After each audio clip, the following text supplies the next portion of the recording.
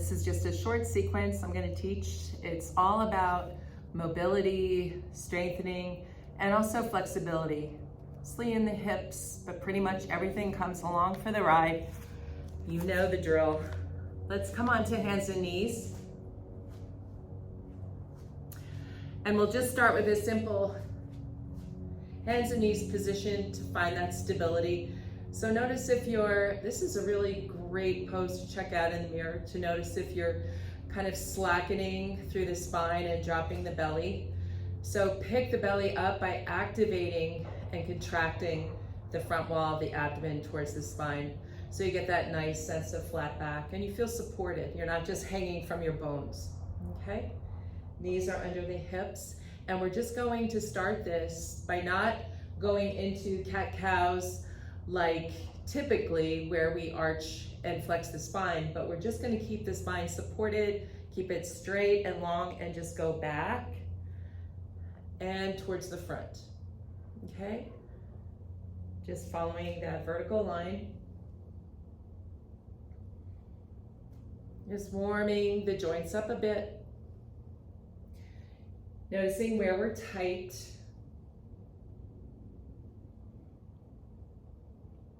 And letting the breath do its magic. So just breathing in and out with the same sensitivity as what you're doing in the poses. All right, and then we're going to stop and we're going to circle. We'll do 3 circles in one direction. So imagine that you're drawing a circle through the tailbone. And whichever side you started with, you're going to reverse now, trying to create a bigger movement through the hip joint.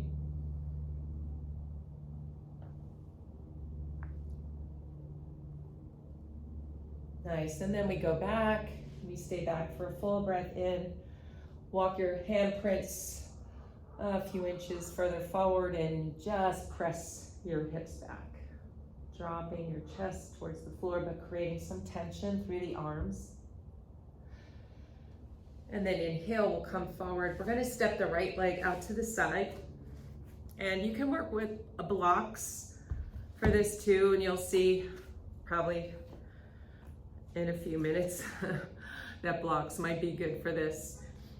So imagine this is gate pose. Your hands are still below your shoulders, but again, you have that long straight spine. There's no slackening, there's no kind of dropping with the belly, all right? So we're keeping that belly activated. You wanna activate this right leg and point the right toes towards me or towards the front of your mat. And then again, we're just shifting forward and back, right on one straight line. And you can push way back. You can land your hip on your left heel, or it doesn't even have to be that far back. And as you go forward, imagine that your shoulders are starting to creep forward of your fingerprints and you're starting to activate your outer upper arms. And then go back. And we'll do this one more time, going forward and then go back, opening up that inner groin. And we'll come forward. And then we're gonna go side to side with that same straight movement, but now it's lateral. So in order to do this, we're gonna go to the right side, but now you'll just bend into that right knee. Imagine the hip just shooting to the right. And then straighten the right leg and just go a little bit out to the left. Not much movement there. Okay, so it's mostly to the right, bending into that right hip and that right leg, and then go out to the left, straightening, stamping that right foot down. One more like that. Good, and then set yourself up neutrally, again in your gate pose. This time we'll bring those cat-cows. So we'll bring the arch into the spine as you inhale, you kick up your tailbone. Lift your chest and it forward and lift it. Maybe lift your gaze, squeeze up, use all those back muscles, and then exhale, Use the front wall of the abdomen again to pull back towards the spine, dropping your chin, hooking the tailbone underneath you, and really broaden your upper back, like you're puffing it up towards the ceiling. With that nice protraction in your shoulder blades. Let's do that again. Inhale, arching the spine. Exhale. One more. Push and lift and spread your shoulders. And then neutralize again. Now you'll just walk towards your right leg. Okay, so listen, the back leg spins. So it's more like a knee down lunge position. And then again, you can work with blocks. So those of you that have just a little less flexibility, especially in the hamstrings, you would walk forward with your blocks, spacing them on evenly on either side of that right foot. You can press into the right foot first, kind of land the foot and bend the right knee, just a simple lunge. And exhale, you pull the hips back, Ardha Hanuman. So now a lot of people will, as they go back, pull back in the hips and start to straighten the front leg. The front leg doesn't have to be completely straight either, by the way. But what will happen with the spine is they'll start to kind of hug back and round the back as they pull the hips back. I want you to try to not do that so excessively. So try to keep the chest forward as the hips roll back and you start to straighten that front leg. And we'll do one more like that. So lengthening the spine as the hips draw back. Really getting that nice, good stretch in the right hamstring. Really push down actively in the right heel. And then from here, we're gonna walk over to the side. And you can continue with the blocks here. So you walk to the outside, the lateral side of that right leg. So this turns into not only a flexion, but also with a twisting component, okay? The twist depends on how far you kind of turn into this. And then you can stay here on your blocks. And again, if the twisting isn't working for you, you can just stay forward where we came from. But if you're in that twist now, you're just gonna lift the left arm up and then exhale, open up that whole left side. So you take the left arm over to the right. You turn this into a little bit of a side bend. Yeah, so a lot going on here. And then we lower down the right foot. And then work your blocks or your hands back. And now back leg, now the shin will spin towards the back of the knee. Okay, we're gonna land in this kind of shortened, extended side angle. Okay, just take a few dips down just to open up the inseam of the legs a little bit. Good, get to where you're comfortable, where you feel stable. And you can just lower the arm on top of the thigh like we do for a standing extended side angle, reaching the left arm in a diagonal from the left leg. Soften that right shoulder down. And again, if this feels like you can go somewhere deeper in this, you can slide your right hand down on the inside of the right leg. Or again, you can use one of your blocks to land on at any height. Push the arm against the inner leg. And again, arc up the whole left side. Kind of hang your left hip a little bit further out to the left to just increase that whole side stretch. And breathe into it. Gaze can look up, forward, or down, depending on what's good for your neck. And then we're gonna come up. And exhale, we take it to the back. So you can land your hand again anywhere, even on your hip if you like. But you can also hold to the shin or the heel bone. And then we'll go back and forth.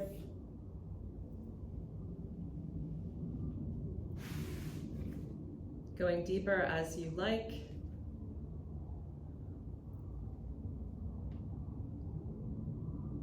Getting out all those knots in the side body. Feels so good. All right, and then we're gonna come down and we're going to turn this into just like a seated 90-90, okay? So what you'll do is you'll just sit your hips down on the floor, take your right leg in to a pigeon shape in front of you, and then the left thigh will go straight out from the left hip. And it doesn't have to be a perfect 90-90 at your knee joint, but kind of close to it. And then just lean forward, use your hands, or you can use blocks. Lean forward into that right hip, and just maybe little oscillations side to side, just to get into any gnarly points, any places where you can really kind of pick up the feeling of resistance. Big breath in and out, leaning a little bit more forward. Good, and then we're gonna pick it up.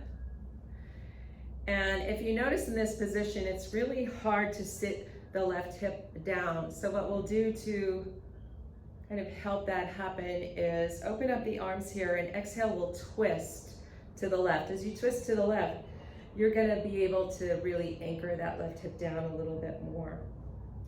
And then we come back to center. You're gonna press into your right hand, and you're gonna lift up, press down into your legs and lift up, open up. And then lower down, arms, twist, anchoring that left hip, come back, push and lift. Open up, spread the chest, come down, we'll do it one more time. Exhale into the twist. Inhale into the extension. Try to bring more of the extension into the upper back. Good, lift from behind your heart. Nice, good. Inhale now, exhale. Go into the same twist. This time, we're gonna turn and we're just gonna stand up and twist to the right. Lower down, twist left on low, twist right on high. Lower down, twist left on low. Take it up. Good. Let's lower down. We'll twist to the back this time, and this is where we'll get a little bit more into that mobility. So we're gonna go forward, we're gonna press into the hands, and we're going to step that right foot back. Angle out your left leg, stretch it out, right arm can reach, and then we'll go back through center, keeping the knees up, spinning on that left foot, and take the right leg through and under, reaching the left arm up. Okay, we'll go back and forth with this maneuver. Spin the left toes to the other side, lower down, extend that left leg out. You can start to push more actively through the arms to open up the chest more. Slide it back, bend, you pivot on the right foot, lower, and take that right leg out. Good, so you can start to really pick this up.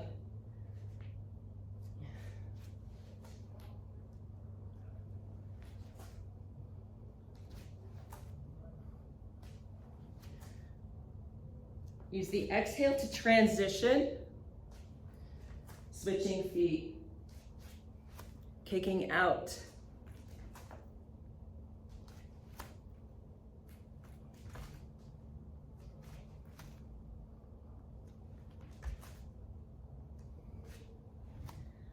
You can play with that as much as you want, but I'm done. And then you'll come forward towards your right leg. Let your left leg go back.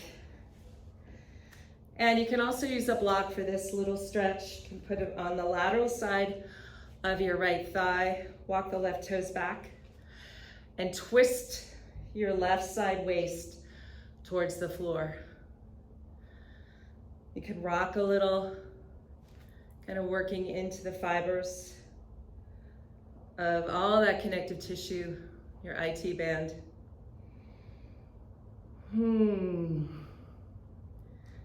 And come down on your forearms if that feels better. And again, any little movements that really kind of address where that tightness might be felt.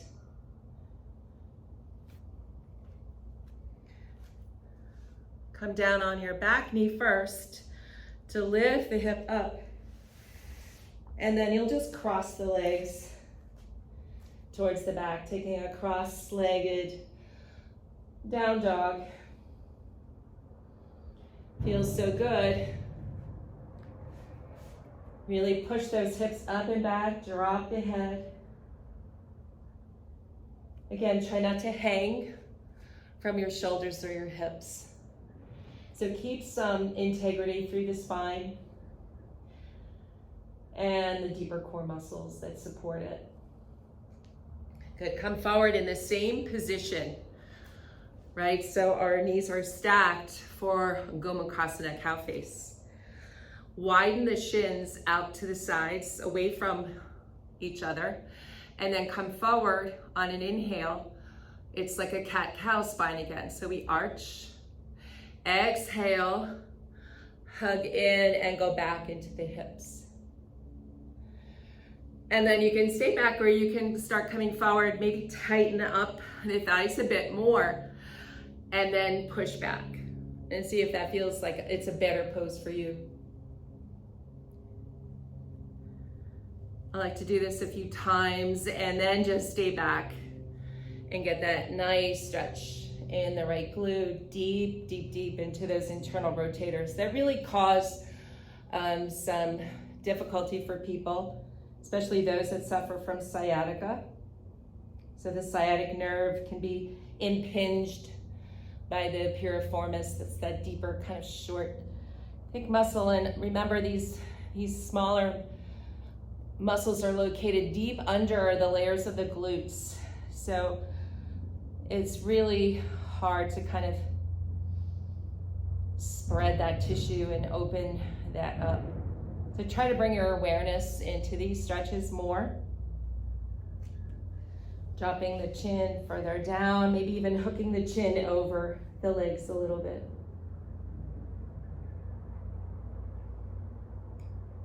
Starting to soften and melt into all that tightness.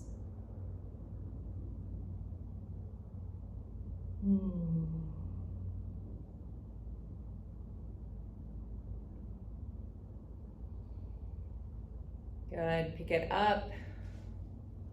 And then we come forward. Last thing, we're just gonna widen the knees apart, bring the big toe mounds to touch. I'm just gonna do one side for this recording, but please just rewind it, back it up, and do it for your left side. You don't wanna cheat your hips out of this. You're gonna come forward nice and slow.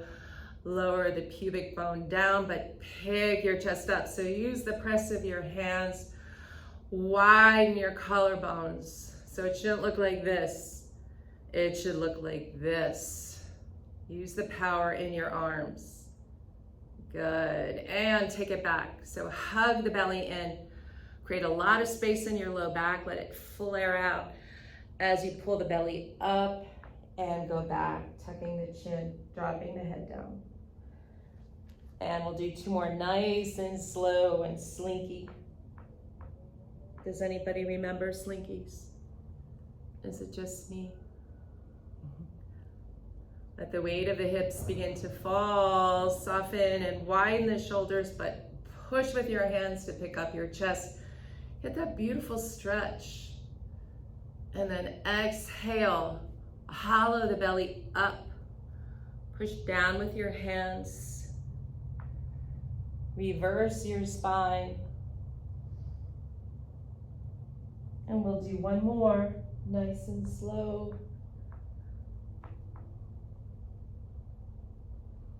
It's like an ocean wave coming through your heart and peaking there, the crest of the wave, and then slowly taking it back, letting it dissolve back into the ocean, where it came from, Take a breath when you come back. Breathe into your low back and feel it spread wide. Flare out the back of your waistline. And exhale, drop from the back of your heart. Keep the arms active. And then slide your hands back. And you'll start on your hands and knees again, just to set up, going forward and back. You might take those circles to the side. And then what you'll do is you'll step out your left foot to engage that left leg and start with the gate pose series that I started this with. Okay, good luck. And I hope this helps, and I hope that this brings a lot of movement, a good start for your day. Palms to the heart. Breathe in and exhale. And I thank you for joining me. Come back again.